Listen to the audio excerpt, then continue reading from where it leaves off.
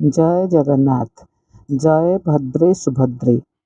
ମହୋଦଧି କୂଳରେ କଳ୍ପବୃଟ ମୂଳରେ ରୋହିଣୀକୁଣ୍ଡ ସନ୍ନିକଟରେ ଶ୍ରୀବତ୍ସ ରତ୍ନଶାଳାର ରତ୍ନମଣ୍ଡପରେ ନିର୍ଗୁଣ ନିରାକାର ପରଂବ୍ରହ୍ମ ସଗୁଣ ସାକାର ଭାବରେ ଚତୁର୍ଦ୍ଧା ମୂର୍ତ୍ତି ଯଥା ଶ୍ରୀ ଜଗନ୍ନାଥ, ଶ୍ରୀ ବଳଭଦ୍ର, ଦେବୀ ସୁଭଦ୍ରା ଓ ଚକ୍ରରାଜ ସୁଦର୍ଶନ ରୂପରେ ଅଧିଷ୍ଠିତ ହୋଇ ଭକ୍ତ ତଥା ଆଶ୍ରିତମାନଙ୍କର ଖଣ୍ଡନାଥ ସର୍ବ ଦୁଃଖାନାମ ନ୍ୟାୟରେ ଦୁଃଖ କ୍ଲେଶ ଦୂରୀଭୂତ କରିବା ପୂର୍ବକ ଦିବ୍ୟାନନ୍ଦ ପ୍ରଦାନ କରି ଆସୁଛନ୍ତି। ହସ୍ତପଦ ବିହୀନ ଖଣ୍ଡିତ କଳେବର ପଲକ ବିହୀନ ଚକ୍ଷୁଯୁଗଳ ତୁଳିର ରଙ୍ଗରେ ରଙ୍ଗାୟିତ ରକ୍ତିମ ଅଧର ଦୂର ଦୂରାନ୍ତରୁ ଆକର୍ଷିତ କରୁଅଛି ଭକ୍ତମାନଙ୍କୁ। ଚକାଚକା ଆଖି ଓ ରଙ୍ଗ ଅଧରର ସମୋହନରେ ସମ୍ମୋହିତ ହେଉଛନ୍ତି ଭକ୍ତବୃନ୍ଦ। ଦିବାନିଶିକୁ ଏକାକାର କରି ଅପେକ୍ଷା କରିଥାନ୍ତି ଟିକେ କଳାବଦନକୁ ଚର୍ମଚିକ୍ଷୁରେ ଦର୍ଶନ କରିବା ପାଇଁ।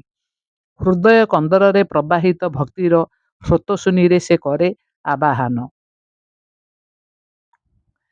ରତ୍ନ ସିଂହାସନରେ ବିରାଜିତ ଚତୁର୍ଦ୍ଧାମୂର୍ତ୍ତିଙ୍କର ରହସ୍ୟ ଉନ୍ମୋଚନ କରିବାକୁ ବେଦ ସକ୍ଷମ ହୋଇନପାରି ନେତି ନେତି ଶବ୍ଦ ମାଧ୍ୟମରେ ପଶିଛନ୍ତି ଶରଣ।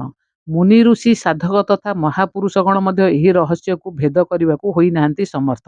ସେଥିପାଇଁ ଶାସ୍ତ୍ରରେ କୁହାଯାଇଛି ସର୍ବ ରହସ୍ୟ ପୁରୁଷୋତ୍ତମସ୍ୟ ଦେବାନ ଜାନନ୍ତି କୁତ ମନୁଷ୍ୟାଃ। ପୁରୁଷୋତ୍ତମ ଶ୍ରୀ ଜଗନ୍ନାଥଙ୍କ ସହିତ ପୂଜିତ ଅନ୍ୟ ତିନି ମୂର୍ତ୍ତିଙ୍କ ରୂପରେଖ ଚତୁର୍ବ୍ୟୁହ ମଧ୍ୟରେ ସମ୍ପର୍କ ତଥା ସେମାନଙ୍କର କୃତି ଓ କୀର୍ତ୍ତି ମଧ୍ୟ ରହସ୍ୟରେ ପରିପୂର୍ଣ୍ଣ। ସୁଭଦ୍ରା ହେଉଛନ୍ତି ବୈଷ୍ଣବ, ଶୈବ ଓ ଶାକ୍ତ ମତବାଦର ସମନ୍ୱୟ ଓ ରକ୍ଷାକାରିଣୀ। ସେ ହେଉଛନ୍ତି ପରମ ବିଷ୍ଣୁ ଶ୍ରୀ ଜଗନ୍ନାଥ ଓ ପରମ ଶିବ ଶ୍ରୀ ବଳରାମଙ୍କ ଶକ୍ତିର ଉତ୍ସ।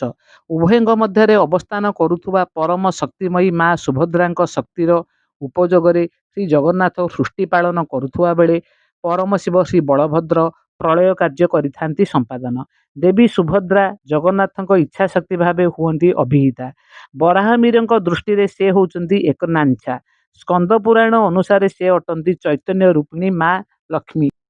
ଶୈବ ସମ୍ପ୍ରଦାୟର ଉପାସକଗଣ ଦେବୀ ସୁଭଦ୍ରାଙ୍କୁ ପରମ ଶିବ ବଳଭଦ୍ରଙ୍କର ଶକ୍ତି ଦୁର୍ଗା ଭାବେ ବିବେଚନା କରୁଥିବା ବେଳେ ଶାକ୍ତବାଦୀମାନେ ଦେବୀଙ୍କୁ ଭୁବନେଶ୍ୱରୀ ରୂପରେ ଉପାସନା କରିଥାନ୍ତି। ବୈଷ୍ଣବମାନେ ମା କାମ୍ପିଲ୍ୟବାସିନୀକୁ ରାଧା ଭାବରେ କରିଥାନ୍ତି ଆରାଧନା, ଯାହା ପରିଦୁଷ୍ଟ ହୁଏ ମହାପୁରୁଷ ଅଚ୍ୟୁତାନନ୍ଦଙ୍କ ସୃଷ୍ଟି ସମ୍ଭାରରେ। ଏ ମାଟିର ମହାକବି ସାରଳା ଦାସ ତାଙ୍କ ରଚିତ ମହାଭାରତର ମୁଷଳି ପର୍ବରେ ସୁଭଦ୍ରାଙ୍କୁ ବ୍ରହ୍ମା ଭାବରେ ଅଭିହିତ କରିଛନ୍ତି। ସେହି ହସ୍ତପଦ ବିହୀନ ଦୁଇ ଭ୍ରାତାଙ୍କ ମଧ୍ୟସ୍ଥଳୀରେ ଆସୀନ ଶୁଦ୍ଧ ସୁବର୍ଣ୍ଣର କାନ୍ତିକୁ ମଳିନ କରୁଥିବା ଭଦ୍ରଦାୟିନୀ ମା ସୁଭଦ୍ରାଙ୍କ ତତ୍ତ୍ୱ ଓ ମହିମା ଗାନରେ ପୁରାଣ ଶାସ୍ତ୍ରମାନେ ହୋଇଛନ୍ତି ଶତମୁଖ।